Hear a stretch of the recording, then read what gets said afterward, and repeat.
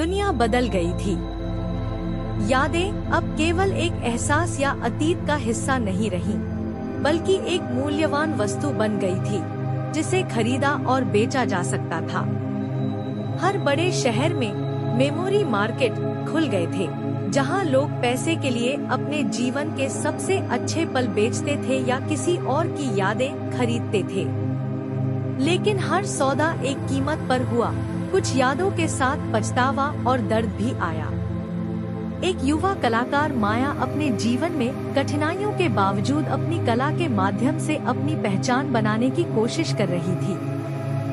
वह हमेशा अकेली रहती थी, लेकिन उसकी सबसे अनमोल याद उसके प्रिय की थी, जो अब उसके साथ नहीं था। यह स्मृति उनके जीवन की सबसे बड़ी संतुष्टि और उनकी कला के लिए सबसे बड़ी प्रेरणा थी। एक दिन माया अपनी स्मृति गैलरी में झांकती है, जहां उसने अपनी खुशी की यादें कैद कर रखी हैं। लेकिन उसे तब सदमा लगा जब उसके प्रेमी की याद गायब हो गई। यह स्मृति ही उसके लिए सब कुछ थी और वह इसे किसी भी कीमत पर वापस चाहती थी। माया को पता चला कि किसी ने उसकी याददाश्त चुरा ली है और उसे ब्लैक मेमोरी बाजार में बेच दिया है।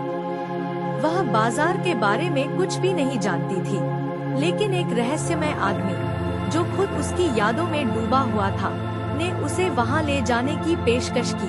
काला बाजार एक डरावनी जगह थी, जहां लोग अतीत के दर्द से छुटकारा पाने या अपने जीवन के खोए हुए पलों को फिर से जीने के लिए अपनी यादें दूसरों को बेचते थे।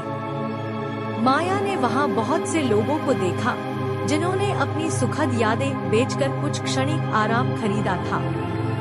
माया अपनी याददाश्त वापस पाने के लिए खरीदार की तलाश शुरू कर देती है, लेकिन जैसे जैसे वह करीब आती है, उसे पता चलता है कि उसकी याददाश्त एक अमीर आदमी के पास है, जो दूसरों की यादों को इकट्ठा करके अपने खोए हुए जीवन की भरपाई करने की कोशिश कर रहा है।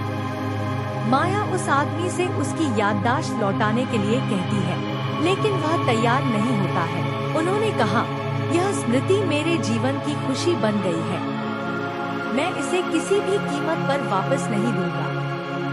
माया के पास अब दो विकल्प थे, या तो वह अपने प्रिय की याददाश्त वापस पाने के लिए अपनी बाकी यादों का त्याग कर दे, या उस याद के बिना अपने जीवन को एक नए कोण से देखना शुरू कर दे। माया ने अपने अंदर की शक्ति को पहचान लिया। वह अपनी शेष स्मृतियों को संरक्षित करने और अपनी कला के माध्यम से अपनी खोई हुई स्मृति को फिर से जीवित करने का निर्णय लेती है। वह जानती थी कि असली ताकत यादों में नहीं है, बल्कि इंसान जो यादें बनाता है, वही उसकी असली पहचान है। निष्कर्ष, माया ने अपनी कला के माध्यम से न केवल अपने प्रिय की यादों को ताज़ा किया, बल्कि लोगों को यह भी सिखाया कि अतीत के दर्द से सीखकर वर्तमान को खूबसूरत बनाया जा सकता है। यादों का चोर अंततः माया के लिए एक सबक और प्रेरणा बन गया।